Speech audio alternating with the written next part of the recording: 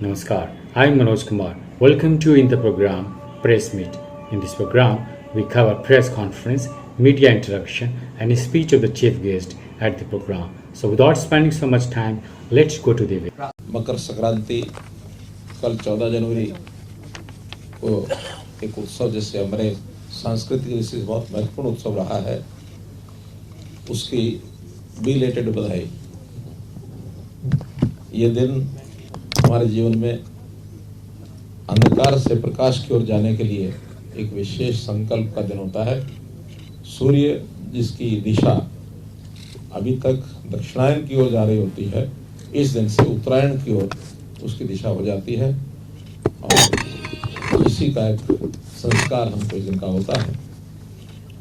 आज 15 तारीख है। इस समय एक विभिन्न विभाग जितने भी हरियाणा के, उन्होंने एक पुस्तक मेला ये लगाया है, जिसका आज शुभारंभ किया गया है। पिछले वर्ष भी ये पुस्तक मेला लगा था, जिसमें लगभग 10,000 पुस्तकों का एक संग्रह है। 100 प्रकाशक जो वहाँ पर उपस्थित या तो आज आ गए हैं या आने वाले हैं। तो ऐसे अच्छी पुस्तकों का संग्रह जिनको करना होता है, उनके लिए बहुत एक अच्छा एक अवसर होता है। इसका उद्घाटन किया। इस अवसर पर मैं पंचकुला निवासियों को बहुत बहुत शुभकामना बधाई देता हूँ। इसी प्रकार आज का ये जो दूसरा कार्यक्रम है, बहुप्रतीक्षित, जिसे मैंने 2015 में घोषणा की थी कि हर जिले में एक मेडिकल कॉलेज होगा, सरकारी अथवा प्राइवेट। तो इस नाते से आज उसी कड़ी में पंचकुला जिले का मेडिकल कॉलेज, उसका भी शिलान्यास किया है। ये मेडिकल कॉलेज हरियाणा शहरी विकास प्राधिकरण के द्वारा बनाया जाएगा और इस मेडिकल कॉलेज के शिलान्यास के बाद अब मात्र 3 जिले ऐसे और बचे हैं जिनका शिलान्यास होना है। जमीन सबकी हमने आइडेंटिफाई कर ली है और वो सरकार के विभाग के पास आ गई है। वो 3 जिले हैं चरखी दादरी, पलवल और शायद 2 ही बचे हैं। आज तीसरा ही तो हो गया है। चरखी दादरी पलवल 2 का शिलान्यास, क्योंकि सिरसा हो गया है, फतेहाबाद हो गया है, कैथल हो गया है, यमुनानगर हो गया है। जो लेटेस्ट पाइपलाइन में जो मेडिकल कॉलेज के शिलान्यास हो चुके हैं। टेंडरिंग भी कुछ जगह की हो गई है, कुछ का टेंडर अभी प्रोसेस में है। और अब ये इसका क्योंकि टेंडर नहीं होना है, ये HSVP ने स्वयं बनाना, या टेंडर भी करेंगे तो HSVP के विभाग की ओर से, क्योंकि टेंडर होना ना भी टेंडर करेगा। हाँ, तो HSVP ही उसका टेंडर करेगा। 2 और रहेंगे, जल्दी से जल्दी उनका भी करके हमारा जो संकल्प 2015 का इस यानी जो हमारा ये टर्म है, इसके अंदर अंदर वो संकल्प हमारा पूरा होगा। और ये जो मेडिकल कॉलेज है 30 एकड़ जगह पर इसको बनाया जा रहा है। अभी पहले चरण में 500 करोड़ रुपए का इसमें खर्च होगा। इसके बाद और जो आवश्यकता पड़ेगी, आगे 300 करोड़ रुपए का इसमें और भी अनुमान है खर्च होने का। ये जो मेडिकल कॉलेज बन जाएगा तो फिर हमारे कुल मिलाकर के 29 मेडिकल कॉलेज सरकारी और प्राइवेट से मिलाकर हो जाएंगे। आज की डेट में 15 मेडिकल कॉलेज है वो चालू हैं। उन 15 मेडिकल कॉलेज में इस समय 2185 MBBS की सीटों का एडमिशन इस वर्ष ये हो जाएगा, जो हमारी योजना सब चल रही है। पिछले वर्ष 1710 था, इस बार 475 सीटों का और वृद्धि हो रही है। और जब सभी मेडिकल कॉलेज बन जाएंगे तो इसके बाद ये संख्या लगभग 3500 संख्या जो है होगी। और 3500 डॉक्टर हर वर्ष अगर बनते हैं तो मैं समझता हूं कि हरियाणा की जो आवश्यकता है, क्योंकि आज हमारे यहाँ डॉक्टर्स की जो कमी है, वो जितने भी मेडिकल कॉलेज में डॉक्टर यानी बनते हैं, उनमें से कुछ हमारे यहाँ सर्विस में आते हैं और कुछ बाहर चले जाते हैं, दूसरे मेडिकल कॉलेज में चले गए, कुछ विदेश चले गए। तो उस कमी को, जैसे 3500 डॉक्टर्स इनकी सीटें हो जाएंगी तो उसके बाद कोई कमी डॉक्टर्स की हमारे यहाँ नहीं रहेगी। इसी प्रकार PG की सीटें वो भी 851 है इस समय, और आने वाले समय में बढ़ करके और ये भी लगभग 1200 के आसपास ये सीटें PG की हो जाएंगी। तो जो स्पेशलिस्ट डॉक्टर्स हैं उनकी भी कोई कमी हमारे यहाँ नहीं रहेगी।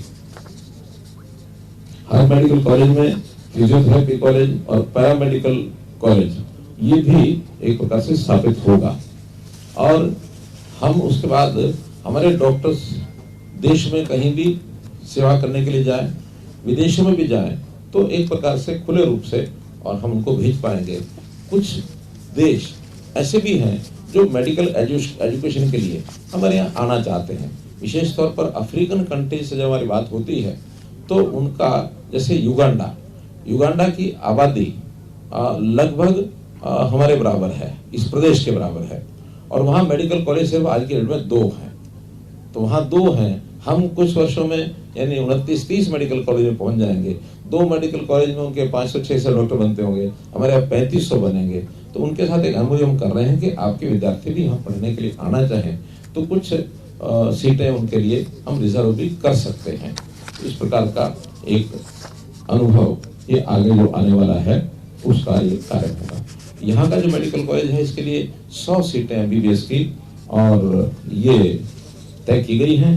2.5 वर्ष में इसका निर्माण होकर के पूरा हो जाएगा, अर्थात तीसरे वर्ष में यहाँ मेडिकल कॉलेज की जो एडमिशन्स हैं वो शुरू हो जाएंगी। ये सब जो किया जा रहा है प्रधानमंत्री जी की जो सोच है कि हमारे देश का हर नागरिक वो स्वस्थ हो, फिट इंडिया नाम से जो एक आह्वान किया है कि हर व्यक्ति, हर नागरिक शारीरिक दृष्टि से फिट रहना चाहिए।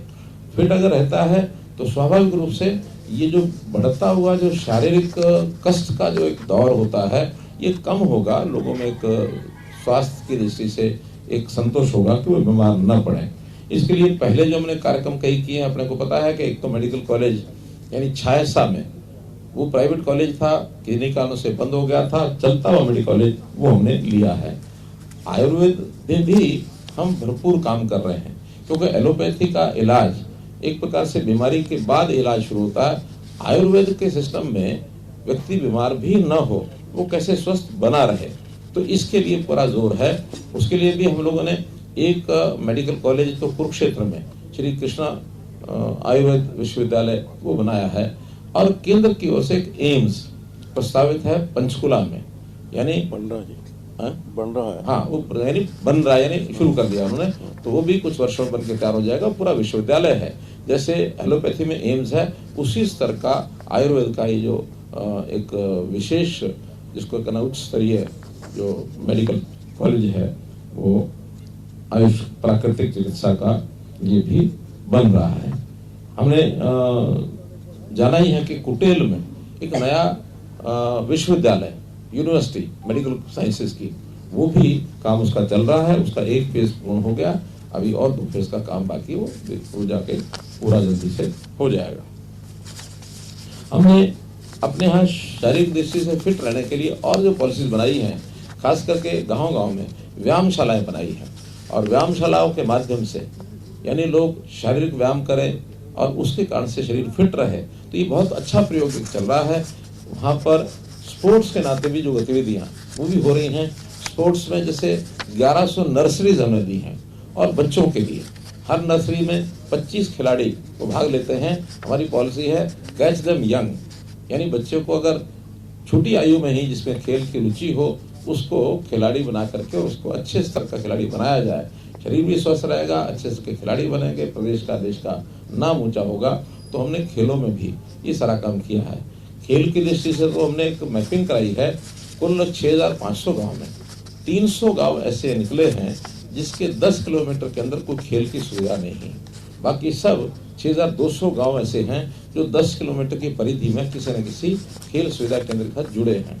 इस वर्ष का एक योजना हमने अगले बजट में तय कर ली है कि उन 300 गांव में भी कोई छोटा बड़ा स्टेडियम होगा, कोई एकेडमी होगी, कोई नर्सरी होगी, कोई ना कोई एक खेल का केंद्र उसके अंदर शुरू करके, ताकि 10 किलोमीटर यानी एक साइड में 5 किलोमीटर की दूरी तय करके हर गाँव के बालक को, नौजवान को, नवयुवती को खेल के लिए कोई स्थान ये मिल जाए।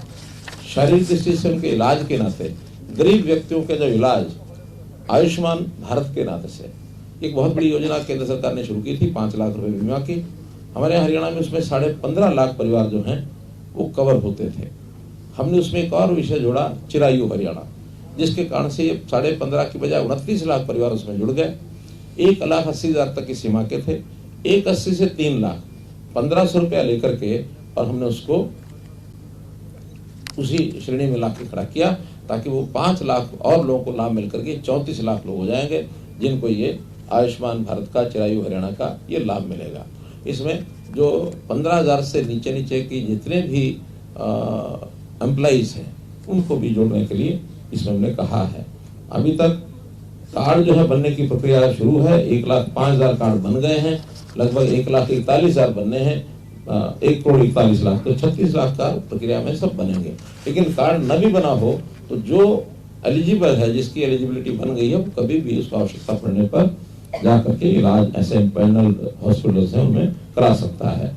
अभी तक 1247 करोड़ रुपए का क्लेम ये सरकार उसमें पे कर चुकी है, भुगतान कर चुकी है।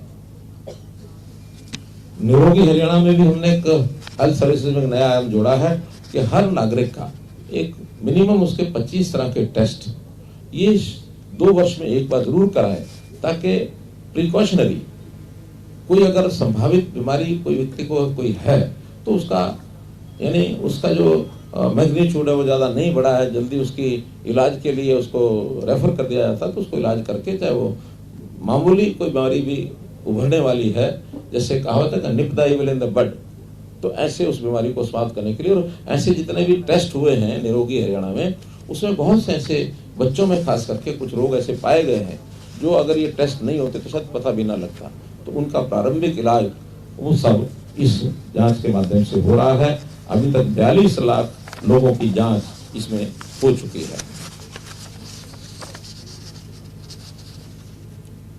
जो हमारी व्यायामशालाएं हैं, उन व्यायामशालाओं में हम आयुष केंद्र ये भी खोल रहे हैं, और उसमें आयुर्वेद के माध्यम से एक आयुर्वेद डॉक्टर रहेगा, एक डाइटिशियन रहेगा, एक वहाँ पर छोटा मोटा जो आयुर्वेद की दवाइयाँ और आयुर्वेद का इलाज वो भी वहाँ होगा, ताकि आयुर्वेद का जो लाभ है वो लोगों को आसानी से मिल जाए।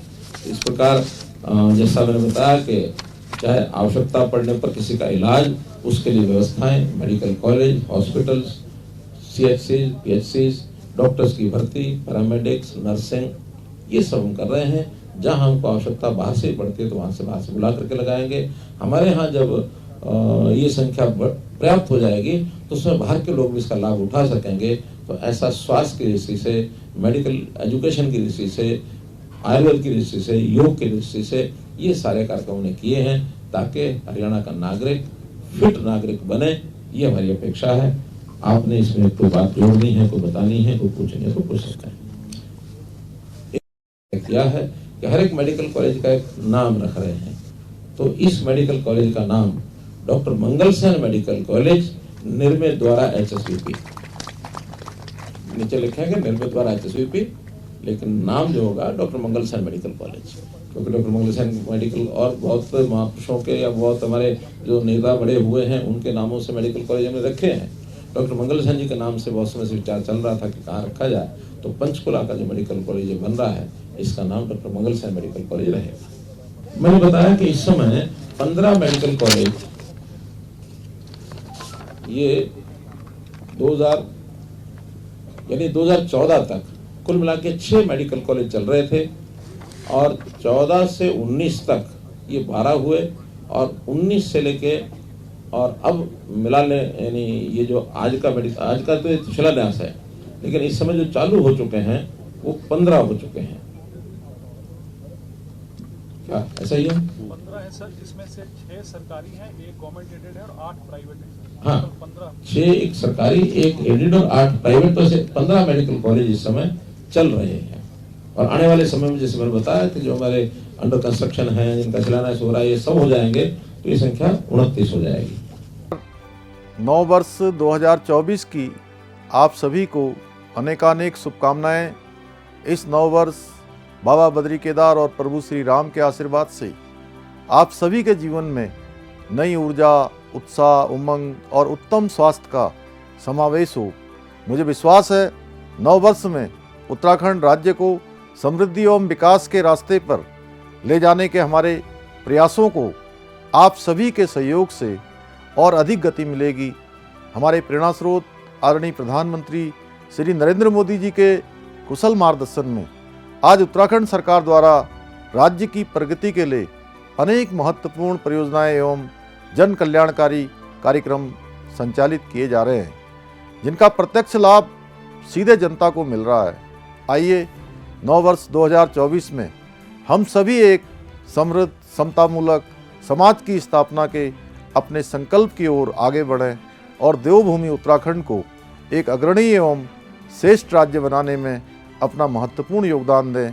एक बार पुनः आप सभी को नव वर्ष की हार्दिक शुभकामनाएं। धन्यवाद।